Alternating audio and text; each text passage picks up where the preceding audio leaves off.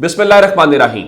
लाखों करोड़ों दुरूदो सलाम मोहम्मद मुस्तफ़ा सल्लल्लाहु अलैहि वसल्लम और आले मोहम्मद पर। मैं हूं उमर दराज गोंदल। इस्लामाबाद हाई कोर्ट से पहली बड़ी खबर कि इमरान खान से मुलाकात क्यों नहीं करवाई जा रही, और ऐसे में जब इमरान खान की जिंदगी के हवाले से सवाल उठाए जा रहे हों कि उनकी जिंदगी खतरे के अंदर है, जो मुराद सईद ने भी बात की और उनकी हमशीरा ने भी बात की, तो फिर जरा ये इंपॉर्टेंट खबर बन जाती है। इमरान खान की जो हमशीरा नौरीन न्याजी है, जो हसन न्याजी की वालदा है, उन्होंने इसी खदशे के पेश नज़र इस्लामाबाद हाई कोर्ट में एक दरखास्त दायर की थी। वो दरखास्त समाअत के लिए मुकर्रर हुई।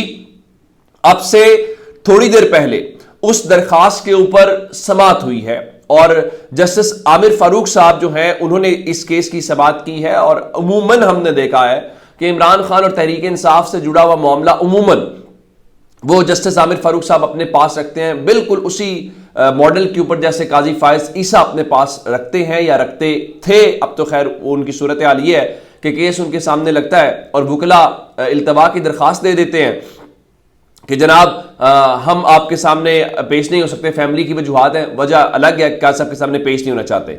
तो जैसे आमिर फारूक साहब ने आज जब ये कहा कि ये जेल मुलाकातों के ऊपर पाबंदी क्यों लगाई गई है, तो आप वजारत दाखिला से पूछ कर बताएं। ये जैसे आमिर फारूक साहब ने कहा डिप्टी अटॉर्नी जनरल को कि आप जाएं और वजह मालूम करें। अब होगा क्या, वजह मालूम करते हुए वो बताएंगे कि देखें जनाब, हम तो मुलाकातों की इजाजत पहले भी दे रहे थे, मुलाकातें करवा भी रहे थे, तो प्रॉब्लम ये आ गई है कि शंघाई ताउन तंजीम का इजलास है और शंघाई ताउन तंजीम के इजलास के वजह से वहां पे अमन अमान की सूरत हाल है और अमन अमान के पेशे नज़र जो है हमने इस मुलाकातों के ऊपर पाबंदी लगाई है। तो ये सिर्फ इमरान खान के ऊपर पाबंदी नहीं है, तमाम ही कैदियों के ऊपर पाबंदी लगा दी गई है। तो इसका एक लेम सा एक्सक्यूज ये दिया जाएगा।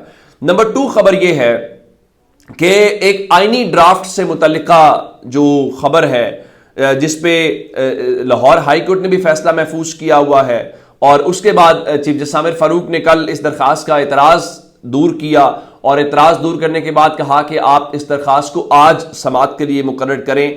तो ये जो मुमकिन आईनी तरामीम है उसका ड्राफ्ट पब्लिक करने और अवाम की राय लेने का ये केस है जो साबिक सेनेटर मुस्तफ़ा नवाज खोकर ने दरखास्त दायर की थी। तो इस हवाले से उन्होंने आगे का रास्ता आज के रिमार्क्स के अंदर दिखाया और फिर रिपोर्टर्स ये भी कह रहे थे कि जिस तरीके से जस्टिस आमिर फारूक साहब केस सुन रहे थे, यूं लग रहा था जैसे जस्टिस आमिर फारूक भी उन उम्मीदवारों में से एक हैं जिन कुछ जजेस को यह कहा गया है कि आपको आईनी अदालत का जज लगाया जाएगा। शायद आमिर फारूक साहब भी उस तरह से। तो जस्टिस आमिर फारूक साहब ने फिलहाल इस केस की जो समाअत है उसके हवाले से क्या यह दरखास्त काबिल समाअत है कि नहीं है, उसका फैसला भी महफूज कर लिया। अच्छा, इस दौरान एक और डेवलपमेंट जो है वो इस्लामाबाद हाई कोर्ट से ही है। इमरान खान के जो फोकल पर्सन है इंतजार पंजोथा, आप जानते हैं कि उनको उठा लिया गया और गुज़श्ता रोज आईजी इस्लामाबाद पेश हुए थे और उन्होंने ये बताया था कि जी वो उस इलाके की जो लोकेशन है वो आ रही है, और बताया जी एक वकील छोड़ने फैजाबाद गए, वहां से वापस इस्लामाबाद आ गए और उसके बाद से हम ट्रेस करने की कोशिश कर रहे हैं।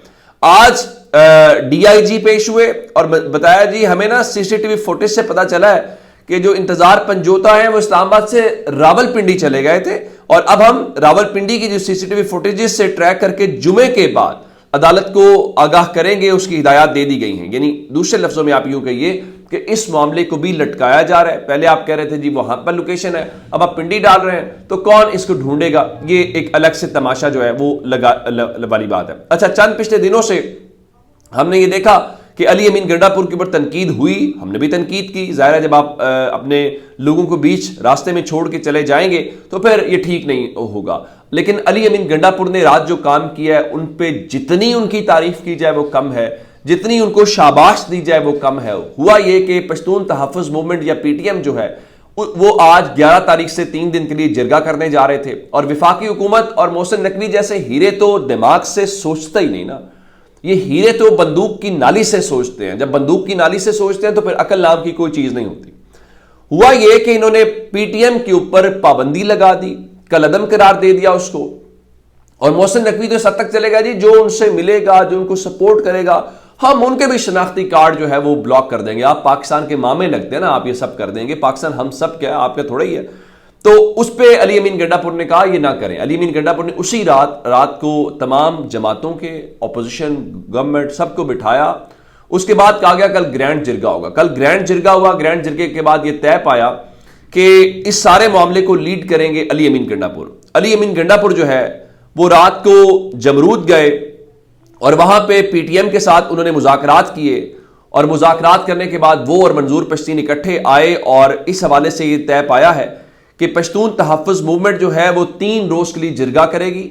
ये पुरअमन जिरगा होगा और इसके मेजबान जो हैं वो अब अली अमीन गंडापुर होंगे और उनका रुकावटें हटाने में तो मैं वैसे ही बहुत तगड़ा हूं। रुकावटें हटा दी जाएंगी और उनका पीटीएम को जिन्होंने कल अदम करार दिया वो मुल्क के साथ खिलवाड़ कर रहे हैं। ये अलग बात है कि उस जिरगे के हवाले से मीडिया को यह हिदायत कर दी गई है कि पीटीएम का जो कौमी जिरगा है उसकी मुकम्मल उस पर पाबंदी लगा दी जाए और उसके मुतालिक किसी किस्म की जो खबर है वो ना चलाई जाए। अब देखिए ये मामला कितनी आसानी से हल हो गया। यानी आप गए, आपकी लीडरशिप गई, उन लोगों से मिली, बातचीत की, रास्ता निकल आया। यही मोहसिन नकवी, यही डंडे वाले होते तो बेड़ा तो गर्क हो गया था। 3 लोगों की जान मुबैना तौर पर जाने के इल्जामात लग रहे हैं। तो क्या फायदा हुआ, क्या इस पूरे के पूरे, मैंने उस दिन भी गुजारिश की थी कि बलूचिस्तान में जो कुछ चल रहा है हम तो उसको नहीं कर पे। अभी पता चला कुछ मजदूरों को और वहां पे उनकी जान ले ली गई है। इसी तरह से ये लोग हैं, ये इतना सा मसला था। और अली अमीन गंडापुर, शाबाश, आपने पाकिस्तान का, और इमरान खान यही कहते थे ना कि बातचीत से जंगें, लड़ाइयां मसले का हल नहीं होती। ये बिल्कुल अली अमीन गंडापुर ने एक सच्चे पाकिस्तानी होने का सबूत दिया है। मेरे ख्याल से उनको जितनी शाबाश दी जाए वो दी। अब एक जाने वो वाली काम कर रहे हैं, दूसरी जाने पाकिस्तान तहरीक इंसाफ ने आज एहतजाज की कॉल दे रखी है और उन्होंने आज साहिवाल और मुल्तान डिवीजन के अंदर एहतजाज की कॉल है। साहिवाल डिवीजन में उन्होंने कहा जी जो जुमे के बाद 2 बजे जो मोर वाला चौक है, हाई स्ट्रीट साहिवाल, वहां पे एहतजाज होगा और शाम 4 बजे घंटा घर चौक जो मुल्तान है वहां पे एहतजाज होगा। अच्छा, इन्होंने कल 8 अजला के अंदर दफा 144 नाफिज कर दी थी, मैंने आपको बता भी दिया था। 8 से बाद 10 तक चली गई है। मजमूई तौर पे आज पंजाब के 10 अजला के अंदर दफा 144 नाफिज कर दी गई है। अभी पाकिस्तान तहरीक इंसाफ का एहतजाज शुरू भी नहीं हुआ। मुझे ये बताइए कि इस वक्त जो सूरत हाल है, साहिवाल का शंघाई ताउन तंजीम से क्या ताल्लुक है, जहां पे आपने दफा 144 लगाई। अगली खबर सुनिए, रात को इन्होंने खानेवाल में भी दफा 144 लगा दी। खानेवाल का शंघाई ताउन तंजीम या इस्लामाबाद से क्या ताल्लुक है, नंबर 1। उसके बाद अब रावलपिंडी में भी अगले 8 दिन के लिए दफा 144 लगा दी गई है। आप यूं कहिए कि पूरे पंजाब के अंदर दफा 144 का राज है। उसकी वजह यह है कि एहतजाज शुरू हो ना हो, एहतजाज हो रहा हो या ना हो रहा हो, आप बुनियादी तौर पे बौखलाए हुए हैं, आप डरे हुए हैं। मरियम नवाज कहती हैं ना कि वो 2-4 लोग निकलते हैं कहीं, तो 2-4 लोगों को एहतजाज का मौका दें। आप 2-4 लोग होंगे तो शायद कैमरे में भी उनकी कोई फुटेज नहीं बनाएगा, कोई टीवी पे भी नहीं चलाएगा।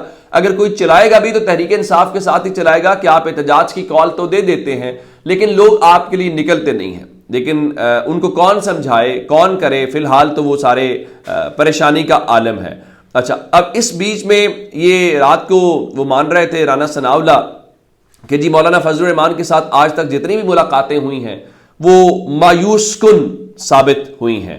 अब इस दौरान एक शेख वकास अकरम कह रहे थे कि हमारा एक बंदा भी इधर से उधर नहीं हुआ और जिन 2 MNS के हवाले से हमारे शुकुको शुबहात हैं उनसे हमारी पूरी बातचीत हो गई है। कल इन्होंने शफकत अवान साहब के डेरे के ऊपर जो कुछ किया, फिर रियाज फितियाना के उनके बेटे को लेकर जो कुछ हो रहा है हम सबके सामने। अब तो इधर इल्जाम लगाया जा रहा है कि जी पाकिस्तान तहरीक इंसाफ ने अपने लोगों को अगवा कर लिया, जिसमें सेनेटर सैफुल अबड़ू का नाम लिया जा रहा है, शफकत हयात खान का, जैन कुरैशी का, अजीमुद्दीन जाहिद लखवी, हाजी इम्तियाज, ख्वाजा शिराज, जावेद इकबाल बड़ाई साहब के डेरे पे भी इन्होंने वो किया, सारा कुछ किया।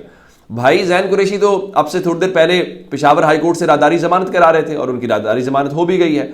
तो अब ये जो सारे नाम लिए जा रहे हैं, बुनियादी तौर पे इनको उठाया जाना था, वफादारी तब्दील की जानी थी। कोई जमात भी अपने MNS को अगर महफूज मकाम पे कहीं मुंतकिल करती है तो वो अगवा तो नहीं होता। तो इसका मतलब है कि आपके पास नंबर पूरा नहीं है, इसका मतलब है आपने लोगों को तोड़ने की कोशिश करनी थी या कुछ करना था जो कि आप कामयाब नहीं हुए, तब आप अगवा का इल्जाम लगा रहे हैं। तो अब तक अपडेट से अपना बहुत सारा ख्याल रखिएगा। खुदा हाफिज।